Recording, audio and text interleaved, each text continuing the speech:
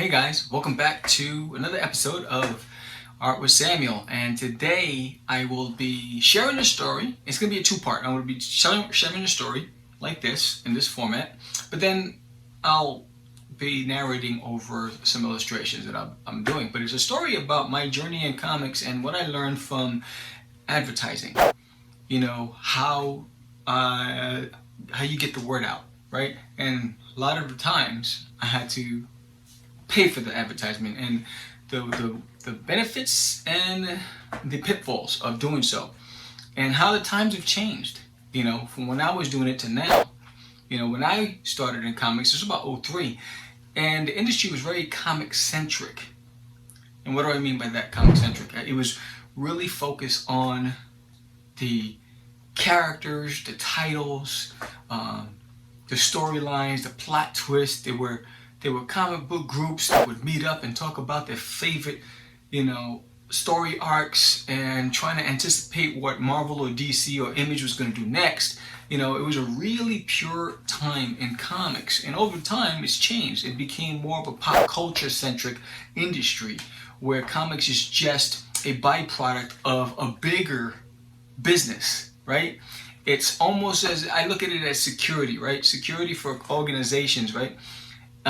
They don't want to have to pay for security, but they need it because they need to secure everything. Same thing with comics. The big boys don't want to have to pay to publish comic books because it doesn't really bring them the revenue that a movie would, or video game or a toy deal.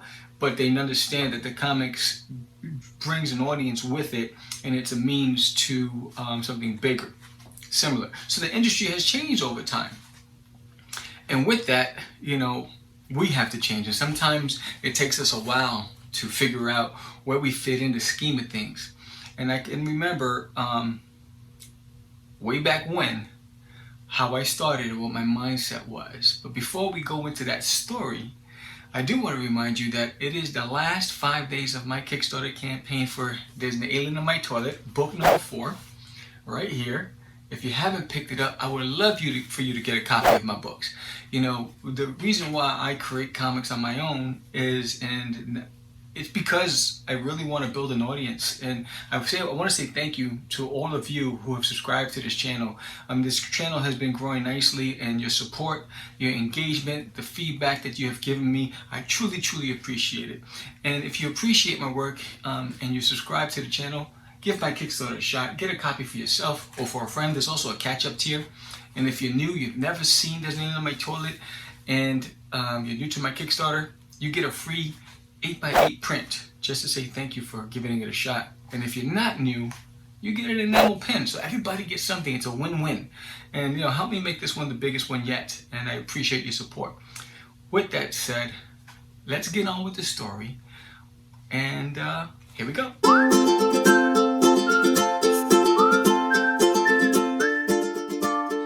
So as I said, I started back in comics in 2003 officially, when I broke into the independent scene under my banner, Crazy Comics.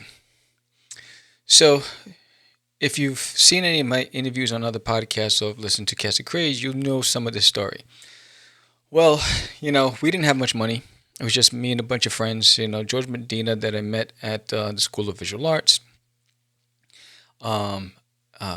There was a Robert Nunez who I met at work, at school, and we put together, you know, my first title was Cosmic Wars, and George had Rush 5377. Anyway, we didn't have much money, so we were trying to get into comic scene, and a friend of ours introduced us to the promoter for Big Apple Comic Con. His name is Michael Carbonero, and I was able to convince Michael Carbonero to give us a free table by bartering to do free advertisements for his event. Basically, I did a pinup, showed it to him, he loved it, and so he gave us our first shot. But now we had a space at the Big Apple Comic Con, but we needed books. So I had a friend of mine who worked for a company who had a printing press. So off the books, he basically printed full gloss color copies of our comics. The only caveat to that was that it would just come flat, and we would have to fold them, staple them, and press them ourselves. We didn't care. We were paying pennies for the books and anything we can do to get, our stuff there. So we worked on our books. We had our full gloss cover books. We worked on our posters and our table setup. And off we went to the Big Apple Comic Con.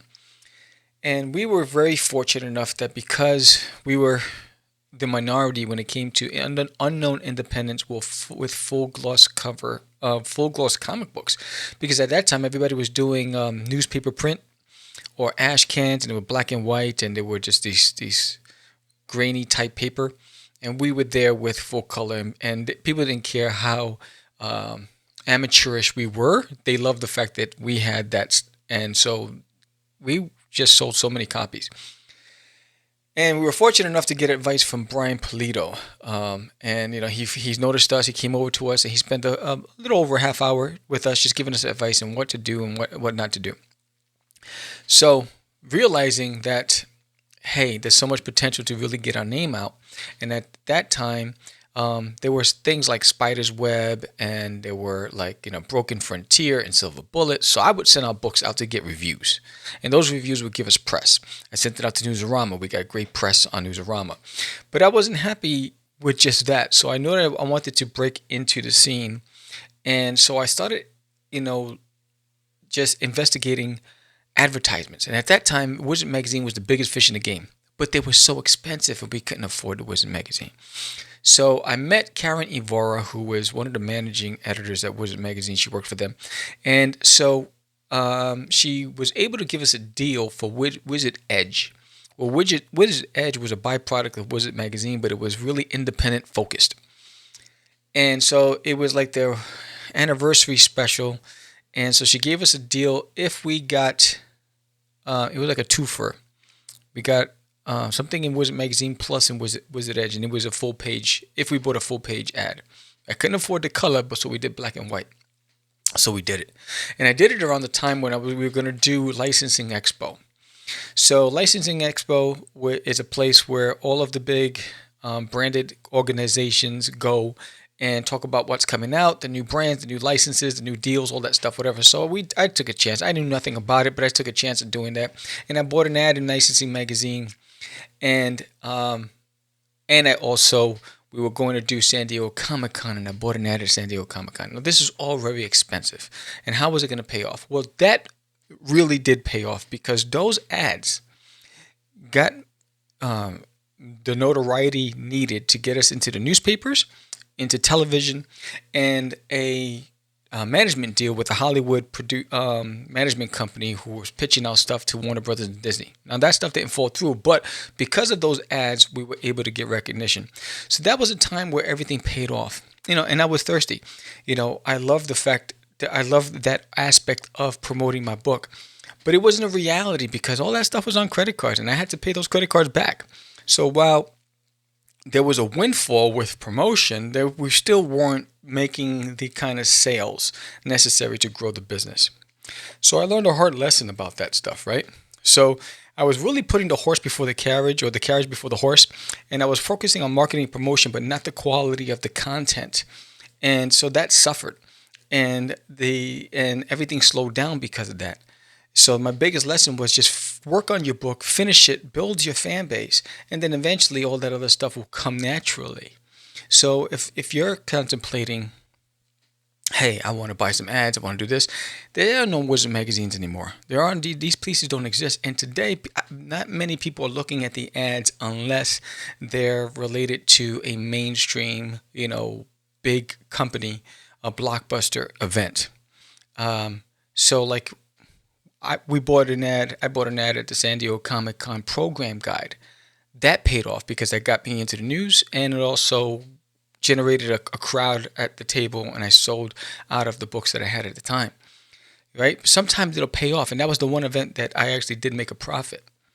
So, but today, the world has changed. Facebook has changed. The algorithms have changed. So it's a lot more riskier. So the advice I would give to anybody out there today, if you're contemplating spending your money, I'd say save your money. Save your money, put your money in away, work on your book, work on your storytelling skills, work on your craft, your artistic skills, your ability. Join really good art communities like on DeviantArt, where you can learn and share ideas with people. Because a lot of the communities today are really just guys and girls that are just trying to get people to notice their books, and it's really not exchanging of ideas. So you want to join a community where there's an exchange of ideas where you can grow from it, where you can share your journey and learn from others. Um, and and then really just get out there on the streets. I think the biggest thing today that's going to make a difference from everybody else, because everyone's oversaturating social media. I think the biggest difference is really to go get out in the streets, talk to people face to face, meet people. Yeah, because those people, if they like you, they're going to come back, and then if they like their story, that's even the bonus, right? So continue your social media presence, but don't let that be the end game. It's only a tool, and it takes a lot of time on social media. Don't let it disrupt your creative process. Don't let that time take you away from what you need to do. Finish your books, finish the series, if you realize that you're spending more than 3 hours a day or 2 hours a day on social media, that's too much. Bring it down to an hour. Focus that other hour on drawing or writing or painting or sculpting, whatever it is that you're doing for your creative arts. Or dedicate one day a week to social media and the rest of the week to just creative process. And that's what I've learned. And that's what I'm doing now. I'm really just working on building my community. I truly appreciate the art community that I'm building on this channel. I've let this channel slip through my fingers because I was focusing on the Catch the Craze podcast. And I really didn't understand, maybe because, I'll tell you what it was. I wasn't secure about my artistic ability. And so I didn't think anybody would come around. And you guys have been showing me that I have gotten a lot better, and you appreciate my work, and you've been here, and you continue to come back, and I appreciate you for that. So I guess I think all in all, I would save my money. The Facebook ads are really for the big budget, guys and girls. Instagram, don't change to professional setting, because once you change this to professional setting, they don't give you the exposure that you were getting when you were not a professional, and because they want you to buy ads. So everything is based on just getting money, and that's basically my message is: be careful where you spend your money. Really focus on just your creative process, and crowdfunding is a good tool to get your stuff printed and get it into the hands of people who really appreciate what you do. I mean, I love what I'm doing, and I love drawing. I love creating every day. And now it's getting a little tighter, right? Working full time, it makes it a little more challenging to find the time to do this, but I do it because I love it, and I appreciate you coming back each and every time to share my stories and share my journeys. And I'm hoping that this helped you, or you found some good tidbits from this. So, in a nutshell, I would say, be very mindful of where you spend your money. Facebook ads are geared towards making you want to spend more money, because you're not going to get the reach unless you're spending thousands of dollars. You're not going to get the reach or reach the audience that you want to get to. Facebook and Instagram has changed the algorithm so much that prior to COVID, the ads would reach thousands of people. You get conversion. People would click. They buy your books. Now you're getting 70 people to click out of 4,000, 5,000 people that were reached, right? So it's not as bad, and no one's converting, right? So they built the algorithm to try to contain you in the Facebook universe and make you spend money out of frustration. Say, oh, I need to spend more to reach more people. So I would avoid that route. That's just my opinion. You can do it unless you have a Facebook expert, an Instagram expert who understands how to bypass it, but it's going to cost you more than $50. And I would say the biggest thing I would say is, right now, it's the grassroots that's going to make a difference. Be at the shows, go to the conventions, the libraries, book fairs, festivals, expos. Go out there. Even if you can't afford a table, go out and give out your postcards. Go to events and just get your name out there. That grassroots, human to human contact is going to make the difference today. It's more important today. People want that connection.